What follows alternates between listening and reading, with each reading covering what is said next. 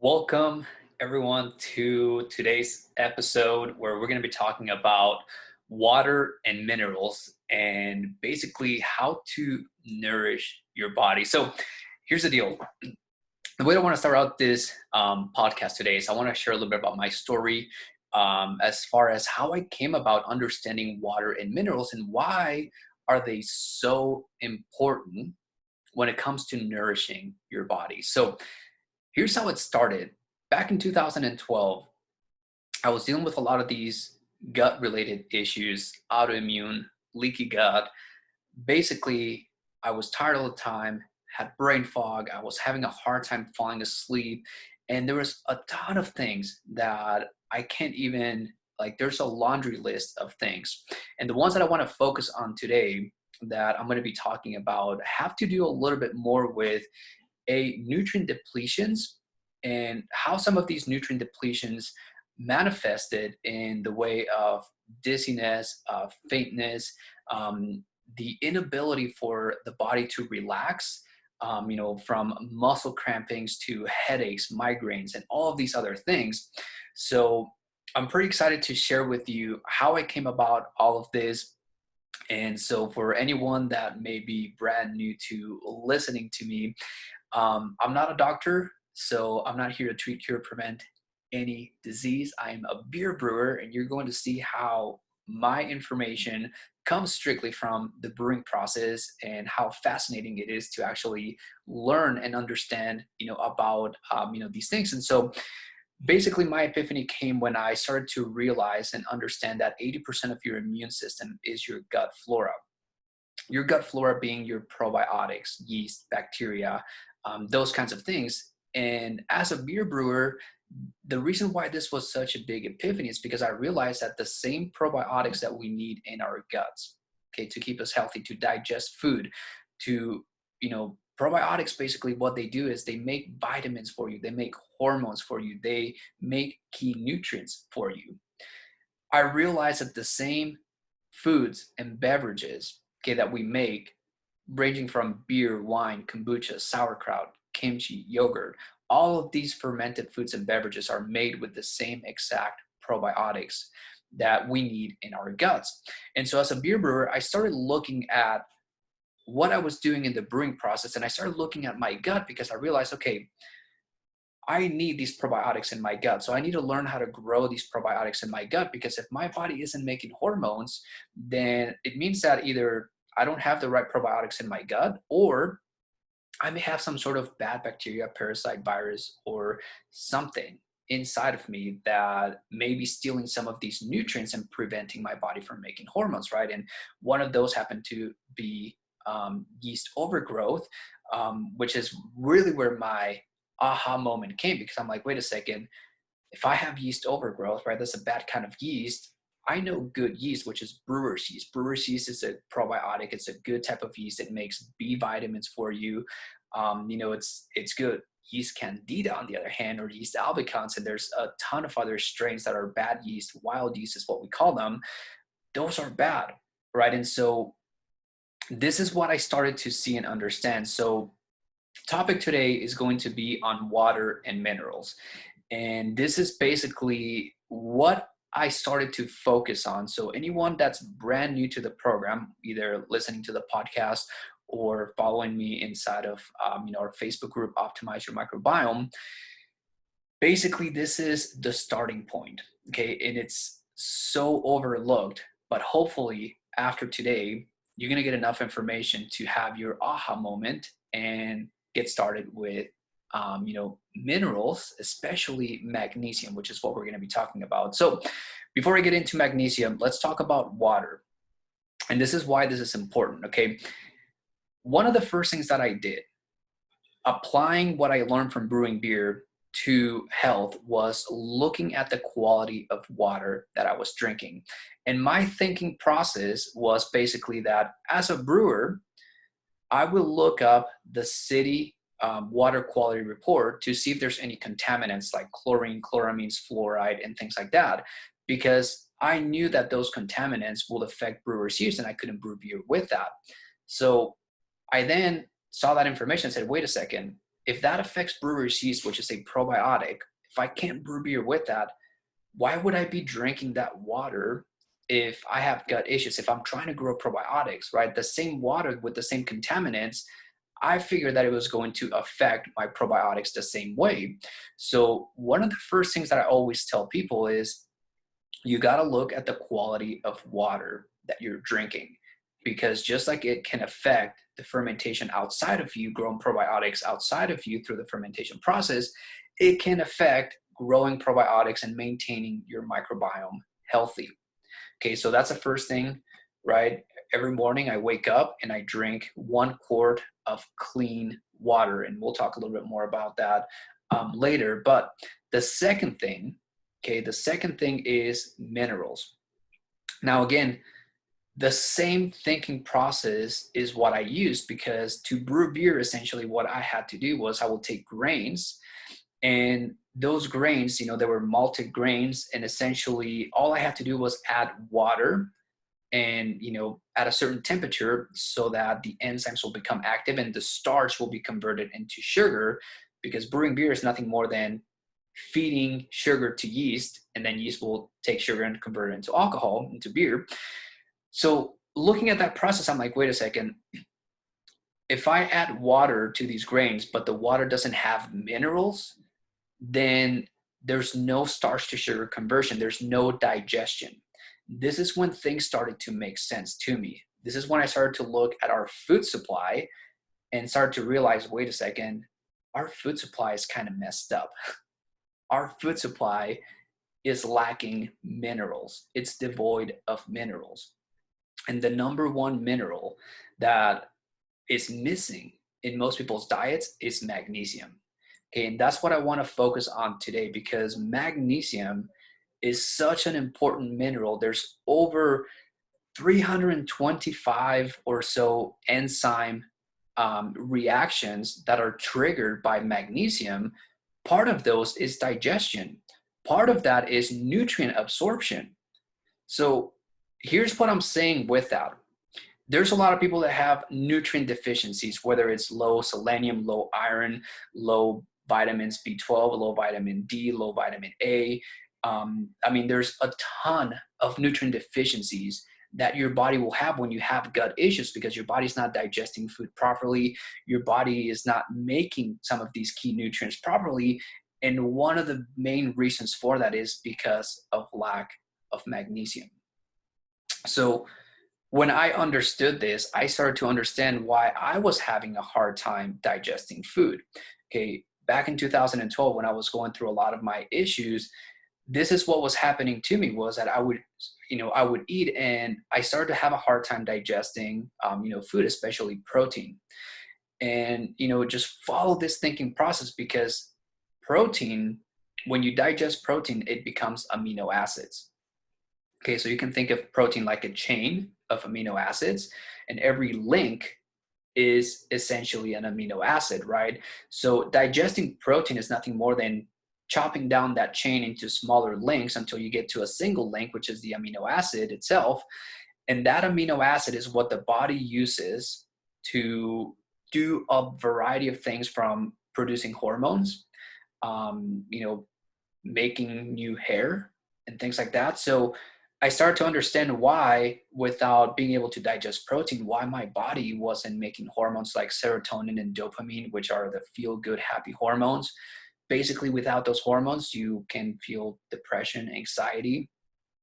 Another hormone is melatonin. Okay, melatonin, without that, that's your sleeping hormone. Okay, without that hormone, what was happening to me, I was tired throughout the day, but then when it came time to go to sleep, I would have a hard time falling asleep. And if I did fall asleep, I would wake up 3 to 4 hours later, and then basically toss and turn all night. And again, that's basically a lack of melatonin. But a lack of melatonin isn't because your body isn't necessarily producing hormones. Sometimes it can be a nutrient deficiency type of issue. What else can you get from a lack of protein digestion and lack of amino acids? Well, your thyroid produces the inactive form of thyroid hormone called T4, but then your liver actually converts that T4 into the active form T3. And in order to do that, it needs tyrosine, which is an amino acid. So again, if you're not digesting food properly, this is the kind of stuff that you can begin to see. And the starting point for this could very well be a magnesium deficiency. So I want you to trace all this back, because this is basically how I started to trace it back. And these are some of the things that I started to notice as I started to understand how the body functions, how our entire digestive system functions. Because to me, our bodies are the way that our guts digest, the way that our bodies break down food, the way that our bodies makes nutrients, hormones, vitamins. It's essentially, when it's not even essential, it's exactly the same as what happens during the fermentation process. So here's where I hope that you start to understand, why a lot of people are magnesium deficiency and what you can do about it. And it really starts out with understanding that our food supply is truly messed up. Okay. In this day and age, most of the foods that we are consuming are not, they're not grown in nutrient rich soils. Okay. And so one of the biggest things that I hope to convey and share with people is understanding that there's what I will call conventional farming practices. And conventional farming practices are basically, the only focus is profit, is how do they grow the most amount of food for the cheapest amount, and and then bring it to you in the most convenient way. Okay. And this is basically what you're seeing. Most people are going to the grocery store and that's all they see. Conventional and even organic. And organic, even though it's a little bit better than conventional, it's not always good. Okay. So this is what you're up against. You have this as your main food supply. And most people are so naive, and now I don't know if naive is the right word, but so unaware of where food comes from and how it's grown, that that's all that they know. Okay. If I share with them foods that I think are real foods, they'd never hear about it, and they'll be resistant to basically change the ways that they go about procuring and basically getting their food. So what's the alternative? Like where does real food come from? Well, real food comes from regenerative farming practices. And these are farmers that understand that the soil needs to be nourished, that the soil needs to be treated the same way that we need to be treating our guts, meaning the soil needs to have clean water. The soil needs to get minerals, right? And you need to have a mineral rich soil in order to grow healthy plants. Conventional farming, all you use is three minerals: NPK, nitrogen, phosphorus, and potassium, right? There's no magnesium in there. There's none of the 82 plus trace minerals that our body needs, because they figured out that, hey, they can grow fruits and plants and everything with just three minerals. You just need to add some pesticides and herbicides and some of these other things to keep bad stuff from growing. And that's how you get it. But, you're getting food that is depleted of minerals, right? So conventional, that's what it does. Regenerative farming practices, they don't use and don't need to use none of that, because the soils are so mineral rich that the plants are healthy. Okay. So when you start to understand that, hey, with regenerative farming practices, people are very aware of these things. And not only do they treat the land in a way that it's good for the environment, because regenerative farming practices actually sequester carbon, whereas conventional, they release carbon emissions, and that's bad for the environment. But aside from that, okay, aside from the environment, let's just focus on our health for a second. With regenerative farming practices, usually the people that follow these are people that are also aware of the importance of heirloom seeds, non-hybridized, non-GMO, non-modified, non-spliced, or changed in any way type of foods. For example, one of the foods that's rich in magnesium is cacao, right? Chocolate. Now, most people, the chocolate that they know is store-bought chocolate, which is essentially full of sugar, milk, and all kinds of other ingredients that sometimes you can't even pronounce. Even some of the more organic and good and stuff like that are not even that good. Okay, real cacao, and I wish I would have brought my chocolate here, but I have this cacao paste. It's a thick cacao paste, and it's an Arriba Nacional type of cacao, which basically it's the brand that is grown in Central America, which is basically what the Mayans used to trade. And this is heirloom. It is non-modified. It does actually have that love molecule, and it's bitter. But not only is it bitter, what makes it very nutritious is that it's prepared correctly. You need to put it through a fermentation process, just like most plant foods need to go through a fermentation process in order to really get the nutrients out of it. And again, some people hearing this is the first time that you've ever heard of heirloom cacao, Arriba Nacional, what the Mayans used to trade. And, probably thinking it's like, well, I like chocolate, but wow, like all the chocolate that you're buying at the store is probably not heirloom. It probably doesn't have the real love molecule that you're looking for, phenylephrine. Whatever it is that you're having is not magnesium rich. Okay, so that's the difference between real food and what most people are seeing at the stores that you think is real food, but it's not.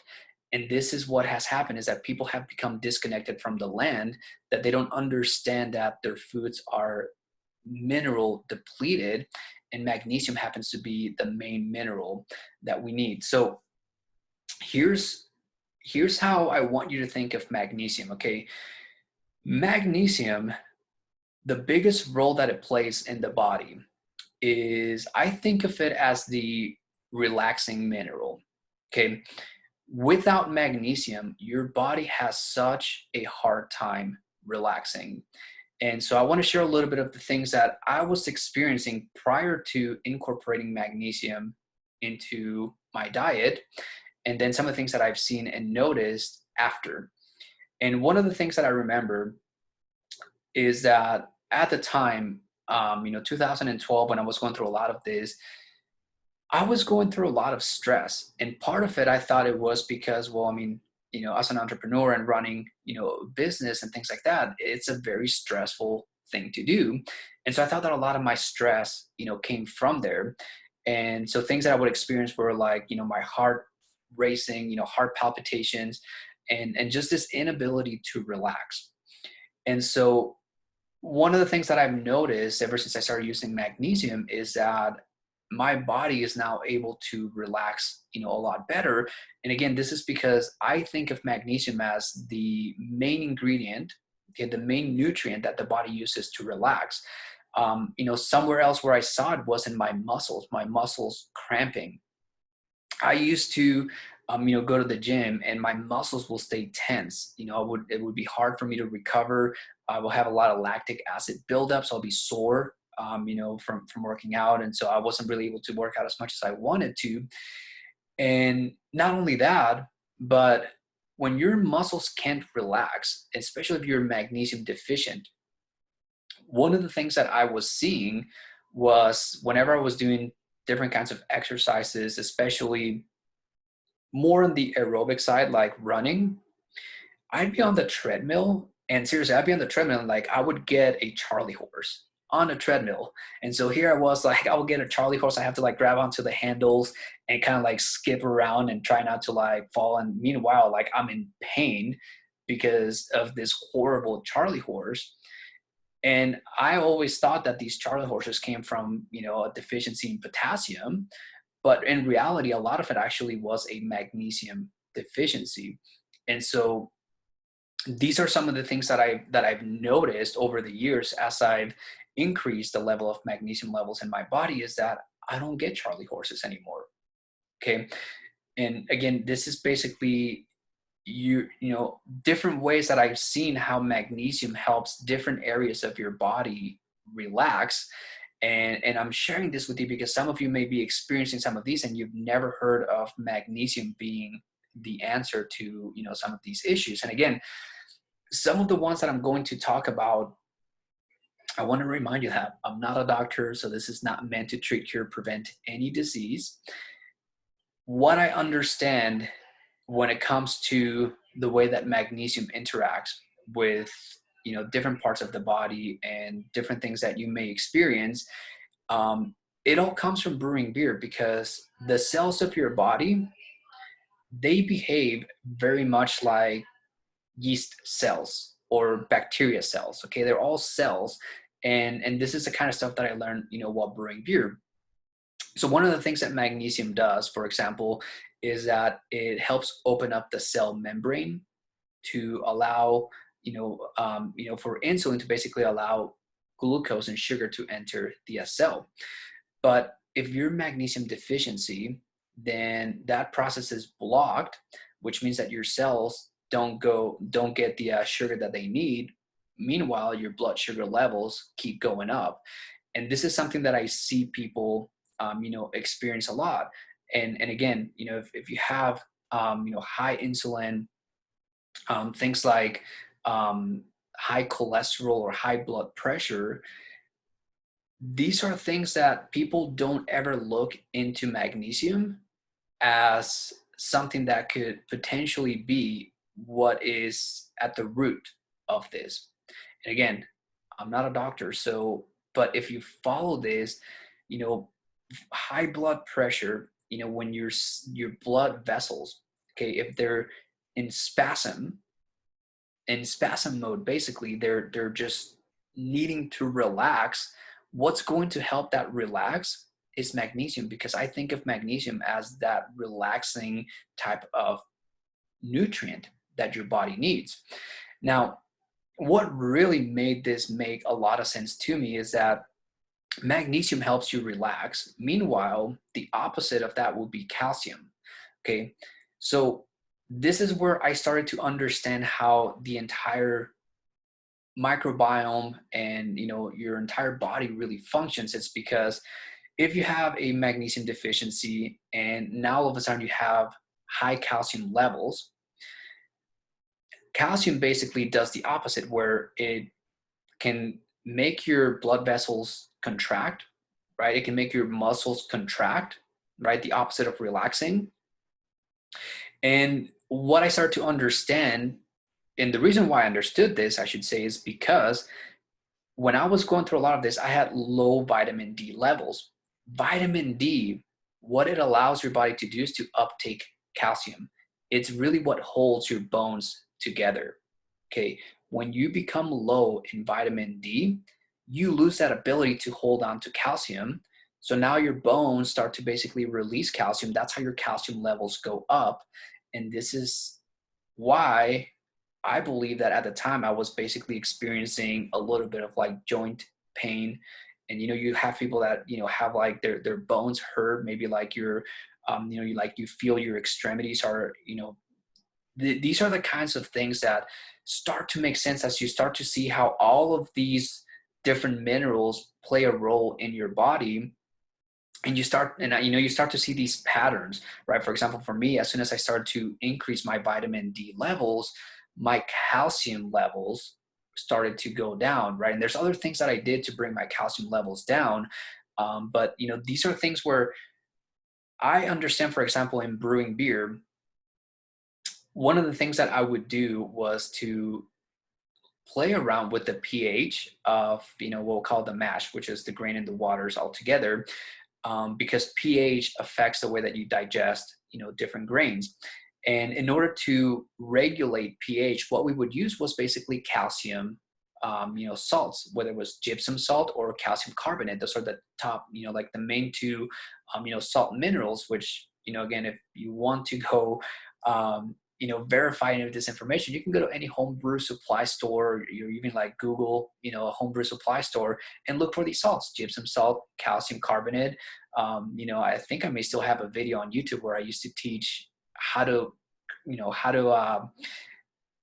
change the water, how to make your own water for brewing purposes. And it's basically that. It's just playing with your calcium levels. Now, the thing I understand about calcium, again, everything's come from the brewing process, but follow this because it works the same way in the body. When you have a hard time digesting proteins, when you have issues in the brewing setting, one of the things that you get there is what we call beer stone. These are calcium deposits. Okay. And in the body, it's the same thing. When you have a hard time digesting proteins, when you have a hard time metabolizing some of these nutrients, you get calcium deposits, right? In the body, we call them calcium oxalates. And these are calcium deposits that can clog some of your cells, right? And some of your cells, this is basically what will block and act as a clay, right? This is what can be seen as a buildup of cholesterol. And again, cholesterol is a stress related type of response in the body. When your stress levels go up, you can start to produce a lot more cholesterol. And this is a bad, or I don't call it the bad kind of cholesterol, it's just LDL cholesterol, which there's different things that make it so it's bad and not bad. It's not necessarily the high levels, but magnesium is what regulates all of that for you. So if you're lacking magnesium, your body's not going to be able to regulate cholesterol. And again, some of this can also be a dehydration problem because your cells need to be hydrated at a certain level. Your body's supposed to be 74% water, okay? It mimics the earth, right? You need the same amount of minerals, you need the same amount of water, 74 point whatever percent. But most people don't drink enough water, so they become dehydrated. Now, one of the backup or safety mechanisms of the body to prevent dehydration is the buildup of cholesterol because it acts as clay, and that's what keeps the cells from being dehydrated.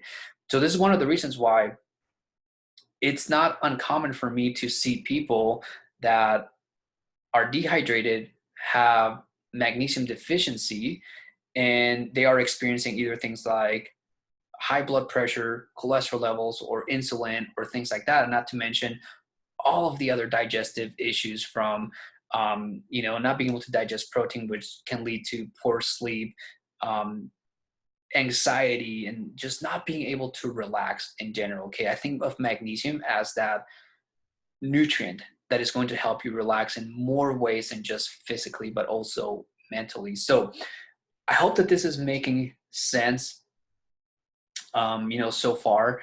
And what I want to share next is how do you take this information and how do you start to actually apply it so that you can start to see, a difference, results? How do you actually get to see that this actually does, not only like work, but why this is such an important piece of your diet and why it should be treated with that kind of importance. There's a variety of magnesiums out there. And again, I think that the main source should come from food. The only way that you're going to get it from food, however, is if you understand regenerative farming practices and you actually seek it out, which you're not going to find at the store. You're going to have to go to farmers markets, and even at farmers markets, you're going to have to talk to the farmers and find out if they follow these practices, because not all of them do. Okay, so this narrows down this into a niche, and this is why this is such a big problem, which is why we're seeing so many people who are immunocompromised and have all of these gut issues. It's because they've lost touch with this part of their diet. They don't know how to take care of their diet. They don't understand food the way that I do, the way that I'm sharing here with you. So here's what I do. I start out my day drinking clean water. Now, clean water, I talked briefly about it in the beginning, but I have a steam distiller at home. And the reason why I have a steam distiller is because there's just nothing out there that will clean your water like a steam distiller. But here's what you got to keep in mind. And one thing that I always say when I talk about distilled water is that, number one, you do not buy distilled water at the store, because it comes in a plastic jug and that plastic leaches into the water and makes the water acidic, not to mention that you have all these plasticizers going into you. Distilled water has nothing in it. Okay, it has no minerals, which is why you may hear some people say that distilled water isn't good for you, which is not correct. They just don't understand the uses of distilled water. Distilled water is the cleanest water that you can have. Okay, so I use it as a base water. I can actually drink pure distilled water, and when I do, I'm using it for cleaning purposes. I'm not using it to hydrate.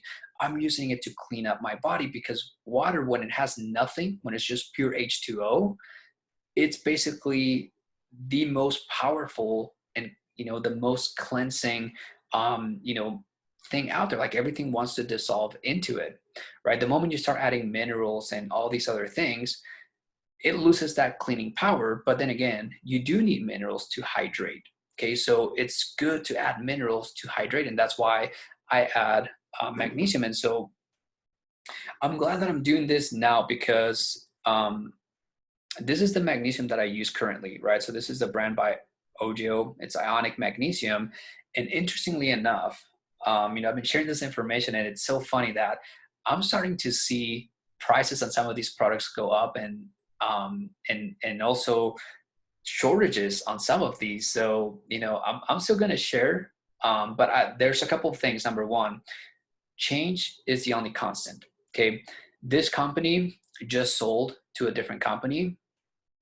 And so, rather than talking about brands, I want you to understand that ionic magnesium, okay, there's different sources of it. And this one comes from the Great Salt Lake. Okay, so basically Utah in the US.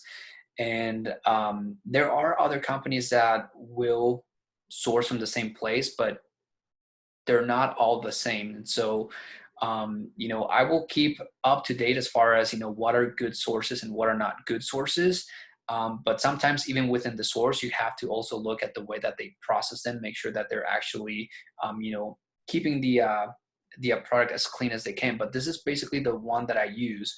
And so I'm glad that I'm doing this now, because I get to talk about, hey, I don't know what I'm going to be using next, and if I'm going to be able to find that same supplier, just with a different name. And that's the name of the game. Okay, when it comes to like health, there's been different products that I've shared in the past that the manufacturers, the companies no longer exist, but I have found new sources, and I just know what to look for. So this is just a part of this. Okay, you're going to have to like learn to look for good stuff. And hopefully when you buy some of the stuff that I share, you get to see the taste and the quality and the results, so that when you compare it with other products, you get to see what you're actually getting. So anyways, the second source of minerals that I use, and so this is just magnesium, and this magnesium does have some trace minerals, but you want a full spectrum of minerals. Okay, anytime that you're talking about supplementing, you don't ever want to supplement that one thing, okay? Because magnesium doesn't work by itself. Magnesium needs all these other minerals. This just happens to be the one that most people are deficient on. So it's what I call the big guns, right? This is basically the one that people need the most, but that doesn't mean that you don't want to get other ones. And so the other ones that I get, so this is just a dropper bottle where I make my own set of minerals. And this, what it is basically pink Himalayan salt, and it's actually a halite type of crystal. So you can get pink Himalayan salt at the store, and those will, that will work, fairly well. But I'm going to show you the actual salt crystals that I use. They're big salt crystals, and these are basically, they're called halite salt crystals. It's pink Himalayan salt, essentially. But I just want to show you, like, the size of some of these crystals, so you can see, like, this kind of stuff you don't find at the store. And this is basically where I go back to, you have to understand what real food is, what real sources of food are, because if you try to go look for other, there's plenty of magnesiums out on the market. And I get this all the time. People that watch some of my videos, listen to my podcast, and they say like, hey, I'm using this magnesium, but then they're not experiencing the results that I'm talking about. And that's because they're not getting the right type. They're not sourcing out the right, ingredients. And so this is one of the reasons why I try to keep up to date and, share everything that I do, share everything that I use. And so that you don't have to, like, go through all the research if you don't know what you're looking for. Um, the second thing with this is, here's the process that I understand happens. Magnesium, right? I mentioned that it triggers about 325 enzyme activities. Part of those are basically digestion related. So what that means is that if you're eating food and you're not digesting food properly, whether it's not digesting protein properly, not digesting fats properly, or even carbohydrates, what begins to happen is that you're going to be lacking the nutrients that you would get from those foods. And so oftentimes, like I said, people become deficient in things like selenium, iron, vitamins B12, and manganese, a variety of these nutrients. And what happens then is that people start to supplement, right? They start taking magnesium, they start taking, vitamin D, which most people take the wrong kind of vitamin D, by the way. But even if you take the right kind of vitamin D, without magnesium, your body's not going to uptake it, right? So there's an order to all the things that I share and do. And hopefully by me, sharing these, for some of you that, may be following me for, a number of months, I tend to repeat myself on these things. And that's because some of you, I still see people making the same mistakes and not understanding that there's a specific order that you have to follow in order for this stuff to work, right? It starts with hydrating your body, making sure that you have that magnesium so that you can increase your vitamin D levels. When it comes to vitamin D, if you're taking any kind of vitamin D supplement that measures vitamin D in IUs, whether it's 1,000 IUs, 3,000 IUs, 5,000 IUs, anything upwards of 5,000 is crazy, by the way. And again, I'm not a doctor, and I know that you may have people telling you what to do. So it's your choice. Health is your responsibility, as I like to say. And the way that I look at that is that when I was being told, my responsibility was basically, if I listen to that doctor, that's on me, right? Me researching this stuff and finding out what works, that was because I took responsibility and I started to do things that made sense to me. So I understood that, these vitamin D supplements that they would, give, whether it's, 25,000 or even 50,000 IUs, and anyone who's going through that can maybe verify this, that no matter how much of that you take, your vitamin D levels don't really go up, and you basically rely and have to take these supplements all the time. What I use instead is fermented cod liver oil. And again, the reason why I understand, these products, if you just listen to the word fermented, okay, as a beer brewer, I understand fermentation. Fermentation basically is nothing more than a probiotic taking food and breaking it down, digesting it, and then not only digesting it, but actually creating nutrients out of it, right? You make key nutrients, you make vitamins. I mean, probiotics is what makes hormones for you. Okay, so when you take a product that says fermented, what it means is that there's some sort of probiotic that not only digested that food, but also created the vitamins and the nutrients out of that food.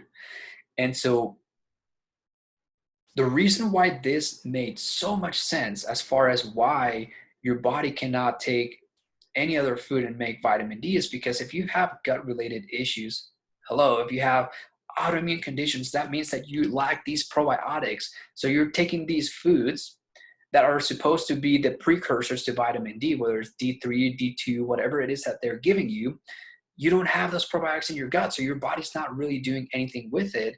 And oftentimes these are synthetic. So now you're putting stuff into your body that's toxic. And the whole thing that I like, my whole idea with the way that I take care of my body is I remove toxic waste from my body. Why would I want to put in toxic stuff in? Okay, so fermented cod liver oil, if you look at the label, this doesn't have omega-3 or omega-6 like regular unfermented, just raw cod liver oil. That's what that has, right? It's just omega-3, basically fatty acids. Fermented doesn't have that. It has vitamin A and D, because that omega-3 in raw cod liver oil was essentially converted to vitamin D during the fermentation process, not to mention that this product has the probiotics that make vitamin A and D. So to me, it made sense that if I am deficient in vitamin D, which I was, my vitamin D levels were at 22 nanograms per deciliter, which is low, it made sense to actually take in the probiotics that make vitamin D so that I can actually eat food that will have the precursors, and then my gut actually has the probiotics that will make that vitamin D for you. So I hope that that made sense. And now let's follow that up with how this, let's put it all together as far as how this is what helped me solve a lot of my nutrient deficiencies. If you look up vitamin D, and you can do a Google search for vitamin D and immune system, just those two keywords, right? Vitamin D, immune system. You're going to see that there is a direct correlation with your vitamin D levels and the strength of your immune system. So your vitamin D levels, meaning if they're low, your immune system is going to be weak. Your immune system, again, it's your gut. It's your gut flora. If your gut flora is weak, that's why you have digestive issues. That's why you may have a ton of allergies, because you're not able to digest food and break down food. And when you don't have probiotics to break down food for you, what happens is that your microbiome creates an environment to grow bad bacteria to make up for all that undigested food. You need a way to actually get that food out. And that's actually the role of parasites. Like, parasites aren't necessarily bad per se. I mean, they are bad, but while they're in your body, they actually play a role. And their role is to get rid of the dead food that is not being broken down otherwise. The problem is when those suckers get bigger and they colonize and they overtake your microbiome, that's when you get small intestinal bacterial overgrowth, yeast overgrowth, mold, fungus, parasites, maybe a bad bacteria like H. pylori, the Epstein-Barr virus, whatever it is. It's just a toxic environment on your gut, because everything starts with your inability to digest food. So I hope they can trace back the importance of water, minerals, vitamin D, because if you understand these minerals and this vitamin, what you start to understand is that, hey, if your body's hydrated and if you have the right amount of minerals, if you have the right amount of magnesium in your diet, you're going to digest food well. And if your vitamin D levels are normal or higher than that, really, if your immune system is strong, that means you have a strong, set of probiotics to digest food for you, to actually break down food for you, to make nutrients for you. But these probiotics also are what help you uptake nutrients. And hear me out here. If you're taking any kind of supplements for things like selenium, iron, vitamin B12, and all of these other common nutrient deficiencies that people have, if you have low vitamin D levels and you lack magnesium, your body's not going to uptake those minerals. So you're essentially throwing money away on these supplements, because you're not giving your body the nutrients and what it needs to uptake all of the other nutrients. So this is essentially what's in my program, that, this is what I walk people through, is the order in which you have to do these things. Because if you don't follow this order, again, you could very well be supplementing the same things that I do, right? Whether it's, the vitamin B12 in blue-green algae, or whatever coenzyme Q10 for energy production. But if you don't have magnesium and vitamin D taken care of, you're not going to actually nourish your body. Okay, so that's what I wanted to share with you today, is how important water is and how important magnesium and vitamin D levels are, so that you can get all of the other nutrients. This is why people are malnourished, and this is why they are deficient in all of these other nutrients. And again, let me walk you back to what my life was like before I understood this and when I was going through this. Now that you understand more or less how everything is put together, follow this, because in 2012, when I was having a hard time digesting food, especially protein. I remember like there were times where I would just feel like fainting, like I would black out. Like if I would stand up too fast, I would black out. And there's actually a moment that I remember when I had just gotten done eating, at a restaurant. I went to stand up, and then as I stood up and started kind of like walking away, my vision just blacked out. And I wasn't like I wasn't exactly like about to faint, but I just knew, like, I mean, if my vision is blacking out, I clearly, obviously didn't feel good. But I was just like standing there. I was still like, conscious enough and strong enough, but I was just like, whoa, like I didn't know what to do. I was literally like just kind of like standing there just waiting.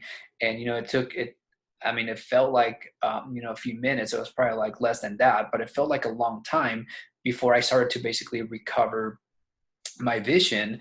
And as I look back into some of those moments, that's what I realized that was going on with me, because back then I wasn't taking magnesium. Back then I wasn't taking vitamin D levels, and again my vitamin D levels were low. I didn't even know it because no one told me to get tested for vitamin D levels. Okay, that's one of those tests that unless you specifically ask for it, you're not going to be tested for it. and and it's one of the more for me, it's one of the levels that tell me a lot about what's going on with people's microbiome.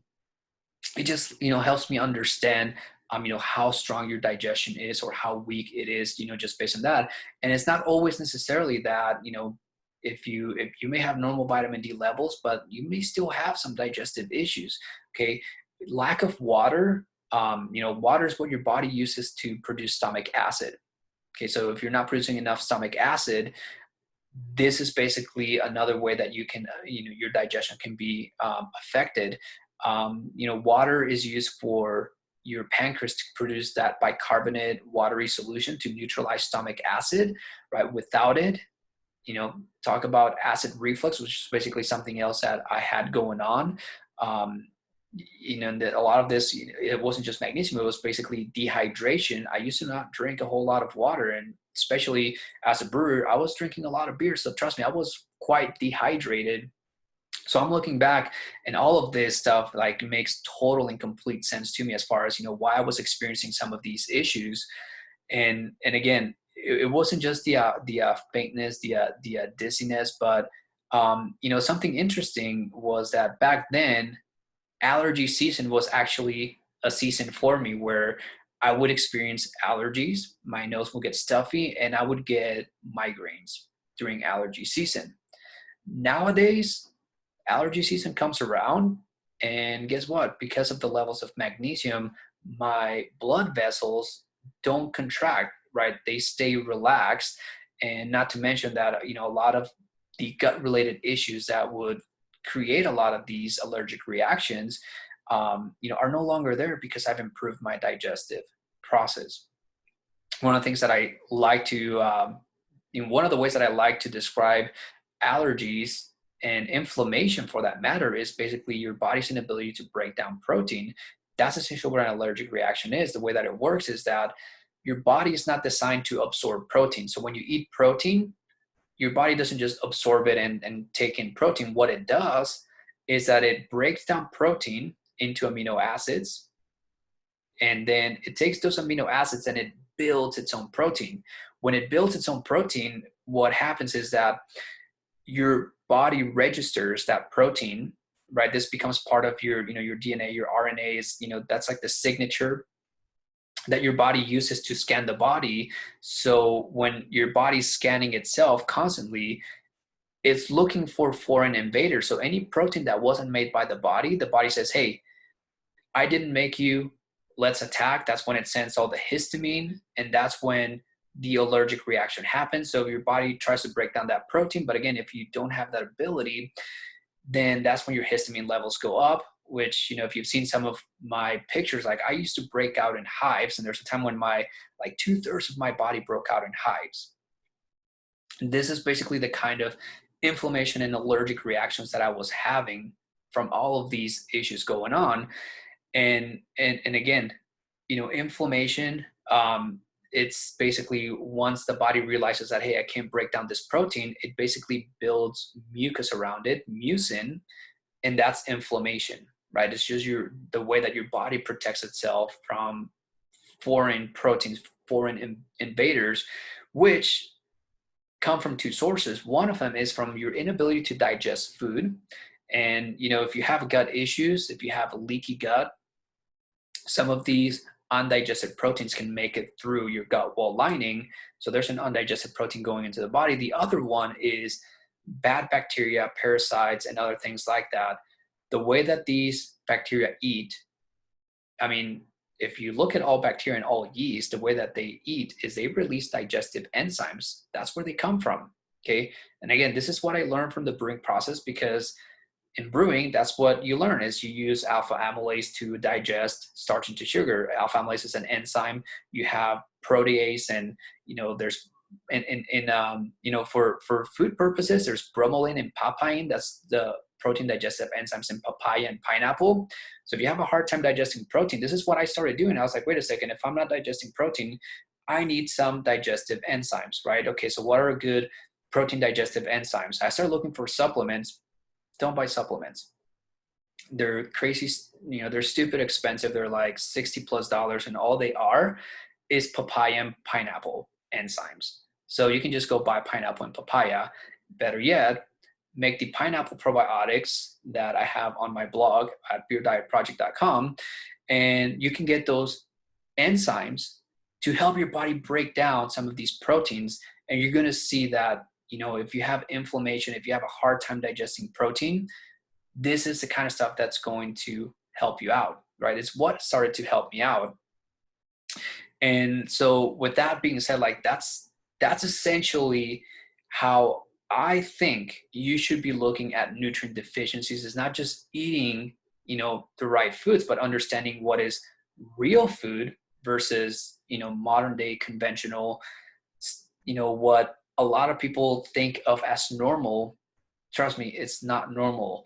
And hopefully by watching these videos and getting involved with our community and following some of the practices that we share, and actually going to the farmers market and getting more in touch with, the land and where your food comes from, the people that grow your food, you're going to wake up and you're going to see the mess that not just our country, but, a lot of parts of the world are in, because people have become disconnected from the land and they are now missing nutrients in their food, and it's causing a lot of gut related issues. So I hope that you got value from this episode. And if you want to learn more, you can visit my website at beerdietproject.com. Check out our Facebook group, Optimize Your Microbiome, where we are learning and teaching a lot of this together.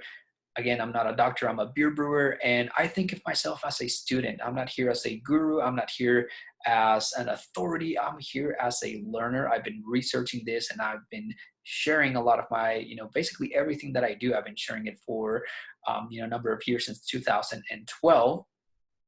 And last, if you want to see how I can help you optimize your microbiome, feel free to go into our Facebook group, Optimize Your Microbiome, and either comment in, one of my posts, or just reach out to me on Facebook, and, we can have a little chat, and I can see if I feel comfortable, helping you out and how I can help with your microbiome. So thank you again for listening to this, if you're in my podcast, and anyone who attended here live. And I will see you guys on the next episode.